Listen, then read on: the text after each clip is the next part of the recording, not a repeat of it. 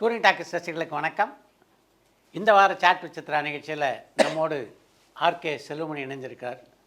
RK Selvamani எப்படிப்பட்ட சாதனையாளர் அப்படின்னு நான் சொல்லி நீங்கள் தெரிந்து கொள்ள வேண்டிய அவசியம் இல்லை. அவருடைய திரைப்படங்களே அதுக்கு சான்றாக இன்று வரைக்கும் இருக்குது. இன்றைக்கி உங்களோட பல புது புது விஷயங்களை செல்வமணி பகிர்ந்து கொள்ள இருக்கிறார். ஏன்னா அவருடைய திரை வாழ்க்கையை பொறுத்த வரைக்கும் பார்த்திங்கன்னா ஒரு திரைப்பட இயக்குனராக மட்டும் அவரை பார்க்க முடியாது.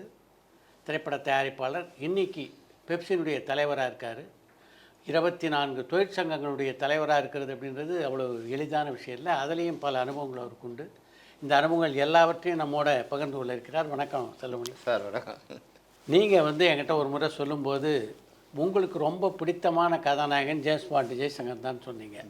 அதனால் அவரோடு பணியாற்றிய போது நடந்த சில அனுபவங்களை நீங்கள் பகிர்ந்துக்கணும்னு நான் விரும்புகிறேன். நிச்சயமாக ரொம்ப சந்தோஷம் சித்ரா சார். இப்போ 2வது முறையாக உங்களோட நான் அந்த நிகழ்ச்சியில் கலந்துக்கிறேன். முதல்ல சாய் வித் சித்ரா கலந்துக்கிட்டேன்.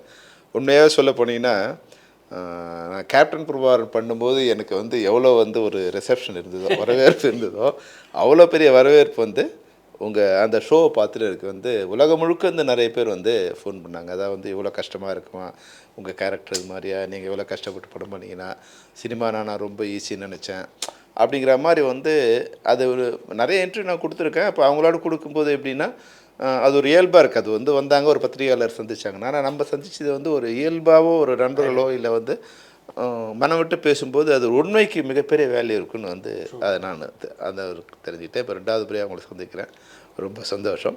நம்ம காலர் இருக்காரோட பேசிட்டு ஓகே. வணக்கம். வணக்கம் சித்ரா சார். வணக்கம் சார். ரொம்ப சந்தோஷம். என்னோட பேர் மணி, ஆஸ்திரேலியால இருந்து பேசுறேன். ஜப்பானில் கல்யாணம் எங்க இருந்து ஆரம்பிக்கிறேன்னு தெரியல. நான் ஜப்பானில் கல்யாணம் ஆரம்பிக்கிறேன்னு நினைக்கிறேன். சோ பாகா அப்படின்னு கவுண்டமணி சாரோட ஆரம்பிச்சது நான் பார்த்தது உங்களை சின்ன வயசுல. அதுக்கப்புறம் இடையில சில படங்கள்ல பார்த்தாலும் எனக்கு சூரசம்ஹாரம் நீங்க தான் பண்ணீங்கன்னு எனக்கு தெரியும். அதுக்கப்புறம் ரொம்ப பெரிய டச்சோ இல்ல நிறைய மீடியாலயோ உங்களை பார்த்தது இல்லை. அதுக்கப்புறம் கோவிட் டைம்ல உங்களோட டூரிங் டாக்கீஸ் எனக்கு மட்டும் இல்ல, பல பேர் பல மன உளைச்சல்ல இருந்தவங்க, அடுத்த நாள் எப்படி போகும் தெரியாம இருந்தவங்களுக்கு எல்லாம் ஒரு பெரிய வரப்பிரசாதம் தான் சொல்லுவேன்.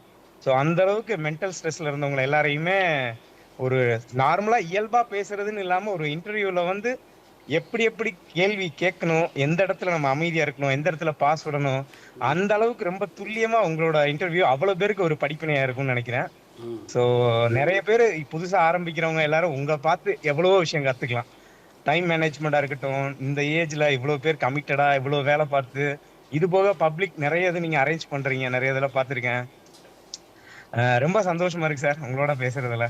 அது நிறைய பேர் அது பிரமிட் நடராஜன் சார் இன்டர்வியூலாம் ரொம்ப செல்லமா சித்ராங்க விடும்போது அப்படி நமக்கே ஒரு சந்தோஷம் இருக்கும். நம்மளை கூப்பிடுற மாதிரி, நம்மளை பாராட்டு அந்த ஒரு ஃபீல் இருக்கும். அது போக உங்களோட இன்டர்வியூல ஸ்பெஷலா சொல்லணும்னா, ராமாயணத்துல வர்ற வாலி மாதிரி தான் எனக்கு தோணுது. ஏன்னா எதிர உட்கார்ந்துருக்கவங்களோட பலம் பாதி எடுத்துக்கிறத நீங்க முழுசாவே எடுத்துக்கிற மாதிரி இருக்கும்.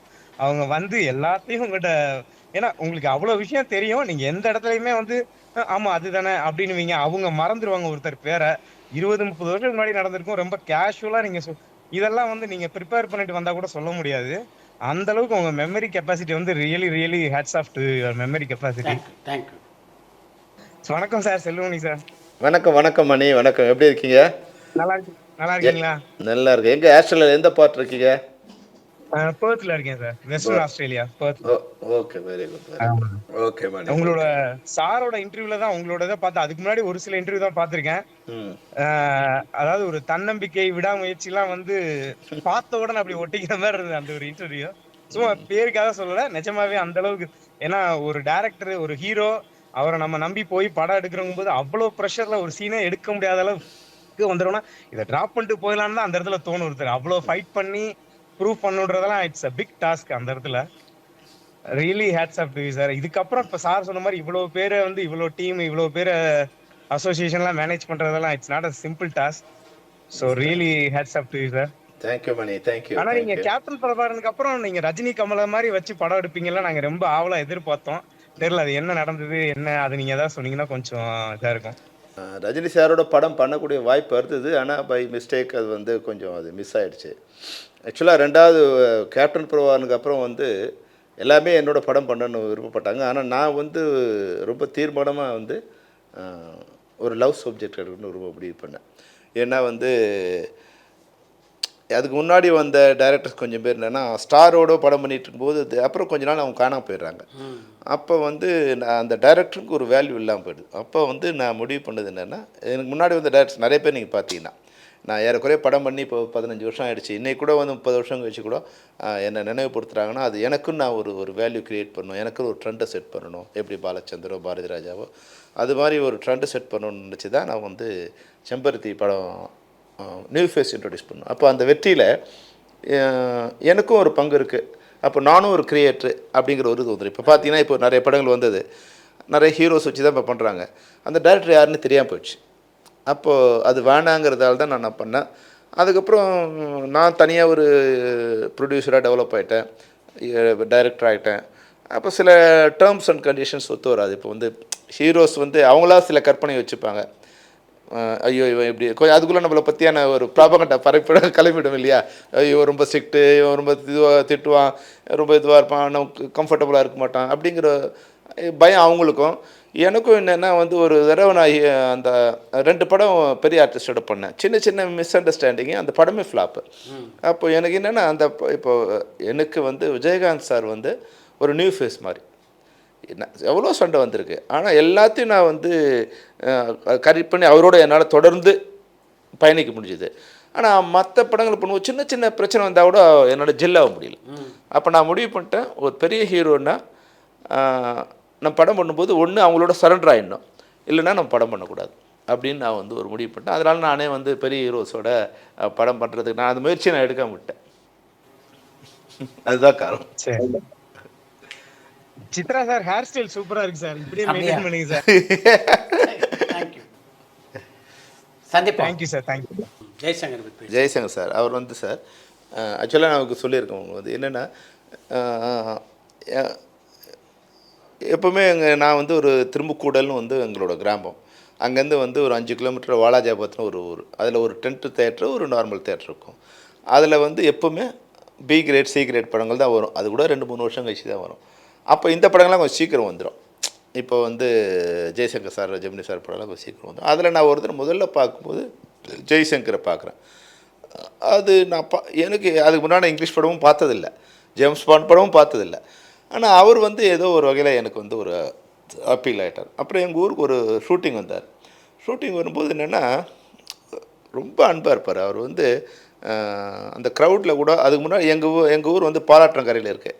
ரெகுலராக ஷூட்டிங் நடந்துகிட்டே இருக்கும், ஏதோ ஒரு ஷூட்டிங் நடந்துகிட்டே இருக்கும் ரெகுலராக ஷூட்டிங். எங்கள் ஊரில் எம்ஜிஆர் தவிர சிவாஜியில் உட்பட எல்லா நடிகரும் வந்திருக்காங்க. அப்போது எல்லாரை விட வந்து அவர் என்னென்னா ஒரு அன்பான ஒரு மனிதராக இருப்பார். ரசிகர்கள்கிட்ட பேசும்போது, ஜனங்கிட்ட பேசும்போது அந்த ஈகோ இல்லாமல், இல்லை வந்து அந்த கொஞ்சம் வெறுப்பு இல்லாமல் ரொம்ப அன்பாக பேசுவார். அப்போ தனிப்பட்ட முறையில் அவர் மேலே ஒரு அன்பு ஏற்பட்டது. படங்களில் பார்க்கும்போது அவர் வந்து என்னோட அபிமான ஹீரோவாக அவர் மாறிட்டார். அப்புறம் நான் படம் பண்ணும்போது கண்மணின்னு ஒரு படத்தில் தான் அவர் பண்ணார். அதில் வந்து அப்பா கேரக்டர் பண்ணார். அவர் ரொம்ப வந்து எப்படி இருப்பார்னா வந்து டைரக்டரு இது மாதிரிலாம் இருக்க மாட்டார். வந்து அவருக்கு நமக்கு ஒரே ஏஜ் இருக்க மாதிரி இருக்கும். எனக்கு நான் அவரோட படம் பண்ணும்போது எனக்கு 26-27 வயசு தான் ஆகுது, 26 வயசு தான் நடந்துகிட்டு இருக்கு. அவருக்கு டெஃபினட்டாக 60 வயசு இருந்துக்கலாம் இல்லைங்களா? அவர் ஏதோ என்னோட சின்ன பையன் மாதிரி அந்த மாதிரி ஒரு அது வந்து ஒரு அப்படி கிரியேட் பண்ணுவார். அந்த ஒரு நட்பு, அவர் இருக்கிற இடத்த வந்து ஒரு சந்தோஷமாக வச்சுக்கிறதுல. அப்போ வந்து எப்படின்னா எனக்கு கூட அவர்கிட்ட ஒரு பாடம் கற்றுக்கிட்டேன். நான் இறுக்கமாக இருப்பேன் எப்பவுமே. என்னோடய வேலை ரொம்ப சீரியஸாக இருக்கும். என்னோடய இடத்துல வந்து அந்த சைலன்ஸ் இருக்கணும், இல்லைனா என்னால் ஒர்க் பண்ண முடியாது. நான் வந்து அப்போவே வந்து ஒரு 1000-2000 பேர் வச்சு ஒர்க் பண்ணும்போது நான் கொஞ்சம் ஜோவியலாக இருந்தேன்னா அந்த இடத்த என்னால் கண்ட்ரோல் பண்ண முடியாது. அப்போ நான் வந்து எனக்குள்ளே ஒரு முகமூடி போட்டுப்பேன், ரொம்ப இறுக்கமாக ஒரு சீரியஸாக இருக்கிற மாதிரி. அவர் வந்து என்ன சொல்லுவேன், வாய் இல்லை சார் வந்து இப்படி இருந்தார். நோ அது வந்து கேமரா முன்னாடி. இப்போ நம்ம இங்கே வந்துட்டோமா, இப்போ வேறு இது அப்புறம் லைஃப்பை வாழ முடியாது சொல்ல முடியாது, நீ இப்படியே இருக்க மாதிரி ஆகிடும் அப்படின்னார். அப்புறம் வந்து அது எல்லாத்த விட வந்து என்னால் மறக்க முடியாத ஒரு விஷயம் என்னென்னா, ஒரு நாள் வந்து அந்த ஷூட் முடிச்சுட்டு நாங்கள் வந்து ஊட்டிக்கு போனோம். அப்போ தயாரிப்பாளர்கிட்ட சொல்கிறோம், சார் நாளைக்கு போகலாம் சார் அப்படின்னு சொல்லிட்டு. இல்லை இதெல்லாம் அரேஞ்ச் பண்ணியாச்சு, நம்ம போய் ஆகணும். அப்போ நான் சொன்னேன், இப்போ 7 o'clock ஷூட்டிங் ஆரம்பிச்சிடணும், 6 முடிச்சுன்னா இப்போ 8:40க்கும் 9க்கும் வந்து ப்ளூ மவுண்டன் அது சரியாக இருக்கும் சார். அதனால் வந்து 7 o'clock அப்போ லக்ஷ்மி, சுஜாதா, பிரசாந்த், ஜெய்சங்கர் 4 பேர் காம்பினேஷன். எல்லோரும் வருவாங்கலாம் கேட்டேன். வந்துடுவாங்க சார், அதெல்லாம் பண்ணிக்கலாம். சரி ஓகே ஆச்சு. போனால் 7 o'clock நான் எல்லாம் ரெடி பண்ணிட்டேன். எல்லாம் 7 to 7:30 எல்லாம் வந்துட்டாங்க. ஜெய்சங்கர் சார் வரவே இல்லை. நான் வந்து உட்காந்து பார்க்குறேன் 9:30 10 ஆகிடுச்சு, 10:30 ஆகிடுச்சு. அவர் வரவே இல்லை. கேட்டது வந்துட்டுருக்காருன்னு சொன்னாங்க. நான் உடனே நானே ஃபோன் அடித்தேன். சார் அந்த இது அப்படியே மாறிடுச்சேன். கோவம் இருக்கு இல்லைங்களா, இவ்வளோ பேர் வெயிட் பண்ணுறோம் வந்து போகணும் அப்படிங்கிறவர். சார் ஷூட்டிங்கு வர முடியுமா இல்லையா சார், வச்சுக்கலாமா இல்லைன்னு. சார் சார் அப்படின்னாரு. நான் கட் பண்ணிட்டேன் ஃபோனை. சார் எங்கே ஷூட்டிங்னா வந்து கோத்தாரி ஹவுஸ் பக்கத்தில் ஷூட்டிங்கு வந்து நம்ம ஸ்டெர்லிங் ரோடு தள்ளி கோத்தாரி அது பக்கத்தில் ஷூட்டிங். அவர் வீடு வந்து அபிராமபுரம் இங்கே இருக்குல்ல சார். அடுத்த 10 minutesல வந்து வீட்டில் அவங்க ஷூட்டிங் வந்துட்டார். டேரக்டர் சொல்லுமணின்னு வந்தார் சார். எனக்கு யாருமே ப்ரோக்ராம் சொல்லணும். உடனே அங்கே யாரும் சொல்லியிருப்பாங்கன்னா அவருக்கு யாரும் சொல்லாமல் விட்டாங்க. சாரி சார் நம்புங்க, அந்த இது லுங்கி அன்ஷேவ்டு இது ஒரு பனியன் மேலே அப்படியே வந்துட்டார். உடனே சார் எனக்கு இல்லை சார் நைட் ஷூட்டிங் ஊட்டி போகிறோம் சார். சொல்லுமணி எனக்கு யாரும் ஒன்றும் சொல்ல, ஒரு 10 minutes டைம் கொடுங்க. நான் இன்னும் டிஃபன் இன்னும் அவர் ப்ரஷ் பண்ணல. உடனே அங்கேயே போயிட்டு அதே ரூமில் கடற்கடன்னு ஃபினிஷ் பண்ணி உடனே வந்துட்டார். வித்தின் 15 minutesக்குள்ளே மேக்கப்லாம் போட்டு அப்படியே வந்துட்டார். நான் சொன்னேன் இல்லை சாப்பிடுங்க, இல்லை ஃபஸ்ட்டு நம்ம ஷார்ட் எடுக்கணும், அப்புறமா தான் நான் சாப்பிடுவேன். எனக்கு வந்து ரொம்ப கில்ட்டி ஆயிடுச்சு. என்னடா அது வந்து நம்ம சைடில் ஒரு மிஸ்டேக் வச்சுட்டு அது மாதிரி பண்ணுறோம்னு. அப்போ வந்து அப்புறம் சொன்னார், இல்லை சொல்லும்போது எனக்கு ப்ரோக்ராம் யாரும் சொல்லலை, இன்றைக்கி ஷூட்டிங் இருக்குதுன்னு சொன்னாங்க. வழக்கமாக நான் வந்து அவர் வந்தார்னா ஒரு 11 மணி தான் எடுப்பேன் நான். எப்போ எங்கள் ஷூட்டிங் வந்து மெதுவாக கொஞ்சம் ஜாலியாக இருக்கும். அப்புறம் அவர் வந்தார்னா கொஞ்சம் ஜாலியாக எடுத்துட்டு வரலன்னா கூட மத்தியானத்து மேலே கூட எடுத்திருப்பேன். சில நாள் அவர் ஷூட்டிங் இல்லாமல் கூட இருந்திருக்கும். அவர் வந்தால் உடனே ஷார்ட் எடுத்ததுங்கிறது கிடையாது. அதனால் எப்படி இருந்தாலும் நீங்கள் கொஞ்சம் லேட்டாக எடுக்க போகிறீங்க அப்படி இன்றைக்கி இது மாதிரி கம்பல்சரியாக இருக்குதுன்னு எனக்கு யாரும் சொல்லலை அப்படின்னாரு. அதுக்கப்புறம் அந்த படம் முடிகிற வரைக்குமே அந்த ஒரு படம் தான் நான் அவரோட பண்ணேன். அதுக்கப்புறம் பண்ணல. நான் எனக்கு வந்து சினிமாவில் ஒரு வயதை மீறி ஒருத்தரோட நட்பு இருக்குன்னா வந்து ஜெய்சங்கர். எல்லாத்தையும் அப்படி தான் நம்ம நண்பர். வணக்கம் சித்ரா சார். வணக்கம் சொல்லுங்கள். வணக்கம் செல்வமணி சார். வணக்கங்க சார். நான் கிளாஸ்கோலேருந்து மூர்த்தி பேசுகிறேன், ஸ்காட்லாண்ட்லேருந்து. சூப்பர். சினிமா பற்றி எல்லாம் சார் கேட்பாரு. நான் வந்து சினிமா இல்லாமல் பாலிடிக்ஸ் பற்றி, மேடம் வந்து பாலிடிக்ஸில் வந்து மினிஸ்டராக கூட இருந்துட்டாங்க. உங்களுக்கு எதுவும் ஐடியா இருக்கா? பர்டிகுலர் தமிழ்நாடு, நீங்கள் அரசியல் பற்றி நிறைய சினிமாலாம் உங்கள் அண்டர்ஸ்டாண்டிங்கில் பார்த்துருக்குறோம். உங்களுக்கு எதுவும் ஐடியா இருக்கா சார் அரசியலுக்கு வர்றதுக்கு? எனக்கு அரசியல் மேலே ரொம்ப இன்ட்ரெஸ்ட் இருக்குது. ஆனால் ஒரு அரசியல் கட்சிக்கு போகும்போது நம்ம வந்து அந்த கொள்கைகளுக்கு வந்து நம்ம இதுவாகிடணும், அவங்களுக்கு நம்ம தொண்டனாகிடணும். அப்போ சில சமயங்களுக்கு வந்து அவங்களுக்கு எதிரான கருத்தோ இல்லை நம்மளுடைய கருத்தையோ சுயமாக சொல்ல முடியாது. அப்போ அந்த கட்சியோட பிரச்சாரம் மாறிடுவோம். ஆனால் எனக்கு வந்து ஒரு பொதுவான ஒரு கருத்து இருக்குது, வந்து தேசம் பற்றியோ இல்லை வந்து மக்கள் பற்றியோ அரசியல் பற்றியோ. அப்போ நான் வந்து தனிப்பட்ட முறையில் இருந்தால் தான் அதை வந்து சரியாக பண்ண முடியும். அதனால் வந்து அரசியலில் நான் இருப்பேன், ஆனால் ஒரு கட்சியில் போய் இருக்கிறதுங்கிறது என்னால் அது முடியாது. இல்லை, இப்போ நீங்கள் உங்களோட ஐடியாவெல்லாம் இம்ப்ளிமெண்ட் பண்ணுறதுக்கு பவர் வேணும்ல. அப்போ எப்படி இருந்தாலும் நீங்கள் அந்த கட்சி அரசியலுக்குள்ளே வந்தால் தானே சார் அது பண்ண முடியும். அப்படி நீங்கள் கரெக்டு தான். அதை இம்ப்ளிமெண்ட் பண்ணுறதை விட வந்து சொல்கிறது ஈஸியாக இருக்கும். நம்ம வந்து இறங்கி பேட்டிங் பண்ணுறதை விட இங்கேருந்து வந்து சொல்கிறது ஈஸியாக இருக்கும். இது மாதிரி பண்ணால் நல்லாயிருக்கும், இது பண்ணால் நல்லாயிருக்கும், கொஞ்சம் நிறைய விஷயங்கள் சொல்லலாம். அங்கே போய் பண்ணுறதுக்கு உண்டான உழைப்பு அவங்களுக்கு அது இப்போ இருக்கிற சிஸ்டம் இருக்குது இல்லைங்களா. சிஸ்டம் என்னென்னா நம்ம போகும்போதே வந்து காய் அடித்து அனுப்பிச்சிடுவாங்க. போகும்போதே இப்படி தாங்கிற மாதிரி. இங்கே இருக்கிறது வந்து சுயமான கருத்துக்களை யாரும் சொல்ல முடியாது. அந்த அவங்களுக்கு கீழே இருக்க மாதிரி ஆகிடும். நான் ஒரு கவுன்சிலராக இருந்தால் மேயர் கீழே இருக்கணும், எம்எல்ஏ வந்தால் மினிஸ்டர் கீழே இருக்கணும், இல்லை கட்சியில் இருந்தால் தொண்டனாக இருந்தால் தலைவர் கீழே இருக்கணும். அப்போ அது ஈக்குவலாக உட்காந்து சரிசமமாக விவாதிக்கக்கூடிய மனப்பான்மை இந்தியாவில் எந்த கட்சியிலும் இல்லை. அப்போ அதனால் அதில் போய் நான் இதோட நண்பனாக இருந்தால் நான் சொன்னேன், அந்த கட்சியிலேருந்து சொன்னால் எதிராளி ஆகிடுவேன். ஆனால் வந்து பொதுவாக இருந்து சொல்லும்போது அது வந்து என்னோட நல்ல கருத்துக்களாக இருந்தால் அதை எடுத்துக்கிற மனப்பக்குவம் இருக்குது. ஆனால் அவங்க கட்சியிலேருந்து சொன்னால் அதை எடுத்துக்கிற பக்குவம் இந்த இதில் இல்லை. அதனால் நான் அதில் அப்படி போக முடியாது. மேடம்க்கு ஏதாவது அட்வைஸ் சொல்லுவீங்களா பொலிட்டிக்கலா? உன்னோட சொந்த அறிவை பயன்படுத்துன்னு சொல்வேன். Thank you boss. நன்றி, சந்திப்போம். நீங்கள் சினிமாவுக்கு வந்ததுக்கு உங்கள் ஊரில் நிறைய ஷூட்டிங் நடந்தது ஒரு காரணமா? இல்லை சார், அது காரணம் இல்லை. அது ஒரு காரணம் இல்லை. நான் என்னென்னா, எங்கள் அப்பா வந்து ஒரு தமிழாசிரியர். ரொம்ப வறுமையில் தமிழாசிரியர்னால் இப்போ வந்து எங்கள் அப்பாவோட சம்பளமே ஒரு 400 ரூபா தான் எங்கள் அப்பாவோட சம்பளம். அப்போ ஆசிரியர்கள்லாம் வந்து அதிகபட்ச சம்பளம் வந்து நான் வந்து அவ்வளோதான் இருந்தது வச்சுங்களேன். அப்போ எங்களுக்கு கொஞ்சம் ஒரு 4-5 ஏக்கர் நிலம் இருந்தது. நிலம்னா வந்து விவசாயத்தில் லாபம் வந்ததாக சரித்திரம் கிடையாது. அதுவும் இல்லாமல் நாங்கள் நெசவு தொழில் எங்களோட குடும்ப தொழில் அதுவும் பண்ணுவோம். என்ன பண்ணி கூட வந்து 3 வேளை சாப்பிட்றதுங்கிறது கஷ்டம். நெசவு பண்ணுவோம், விவசாயம் பண்ணுவோம். எங்கள் அப்பா வாத்தியாராக இருக்கார். என்ன பண்ணாலும் வந்து கம்ஃபர்டபுள் லைஃப் இல்லை. அப்போ வந்து மோரோவர் வந்து பை கேரக்டர் வந்து நான் ஸ்கூல்லேருந்தே வந்து நான் வந்து கிளாஸ் லீடர் நான் தான், ஸ்கூல் பீப்புள் லீடர் நான் தான். அப்போ என் பின்னாடி ஒரு 10 பேர் எப்பவுமே இருந்துகிட்டே இருப்பாங்க, எப்பவுமே இருப்பாங்க.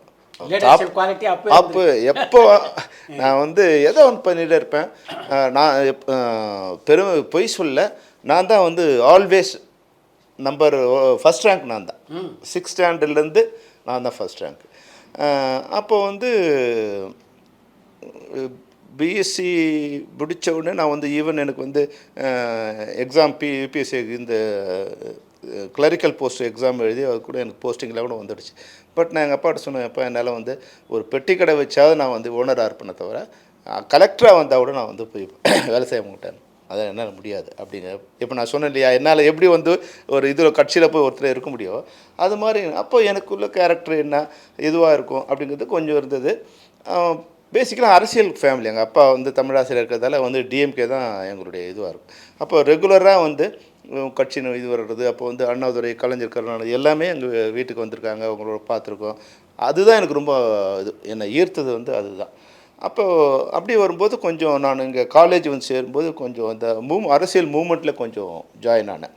கொஞ்சம் கம்யூனிஸ்ட் இயக்கங்களில் கொஞ்சம் அண்டர் கிரவுண்ட் எம்எல் மூமெண்ட்டில் அதெல்லாம் வந்து எங்கள் காலேஜை வந்து ரவுண்ட் பண்ணுவாங்க. அவங்க கிண்டி இன்ஜினியரிங் காலேஜ் தான் அவங்களோட ஹப்பு. பக்கத்தில் குருநானக் காலேஜ். இப்போ நாங்கள் வந்து இந்த கலாச்சார நிகழ்ச்சி நடத்துறதுக்கு போகும்போது அவங்களோட பழக்கம். அப்போ அது மாதிரியான இதுகளை வந்து எனக்கு கொஞ்சம் கொஞ்சமாக வந்து நம்ம கருத்தை சொல்கிறதுக்கு சரியான மேடை எதுவாக இருக்கும். அப்போது அப்படி தான் வந்து எனக்கு வந்தது. இப்போ கூட பெரும்பாலும் சினிமாங்கிற இதை விட எனக்கு வந்து ஒரு விஷயத்தை நம்ம வந்து எஸ்டாப்ளிஷ் பண்ணுங்கிற இது தான் எனக்கு அதிகமாக. அப்போது நான் தனிப்பட்ட முறையில் வந்து ஒரு ஹீரோங்கிற சென்ஸ் வந்து ஒரு லீடராக ஆகிறதுக்கு, இல்லை வந்து நான் வந்து என்னோடய கருத்தை சொல்கிறதுக்கு, இல்லை என்னோடய குடும்பத்தை அப்லிஃப்ட் பண்ணுறதுக்கு, என் வாழ்க்கையை அப்லிஃப்ட் பண்ணுறதுக்கு இதுதான் சரியானதாக இருக்கும் அப்படின்னு நான் வந்து முடிவு பண்ணேன். அதுக்கப்புறம் அதுலேருந்து நான் டைவர்ட். டைம் மேனேஜ்மெண்ட் மாதிரி மணி மேனேஜ்மெண்ட் இருக்கு இல்லையா, அந்த மேனேஜ்மெண்ட்டு எல்லா இதுலையுமே வந்து அந்த ஃபஸ்ட் ஜென்ரேஷன் கொஞ்சம் கம்மி. அது மாதிரி வந்த சினிமாவில் வந்தவங்க வந்து இது டைரக்டர்ஸ் கொஞ்சம் வந்து சஃபர் ஆகிருப்பாங்க.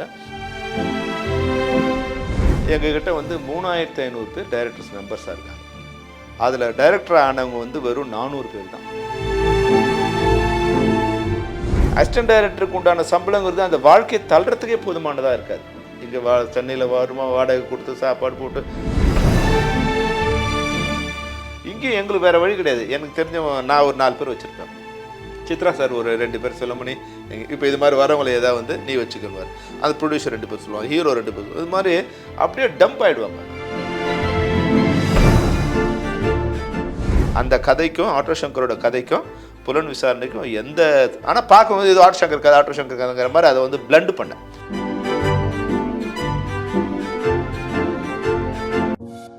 பரபரப்பான சினிமா செய்திகள், நட்சத்திரங்களின் பேட்டிகள், சினிமா வரலாறு ஆகியவற்றை பார்க்கவும் படிக்கவும் உங்களுக்கான இணையதளம் tourantalkies.co.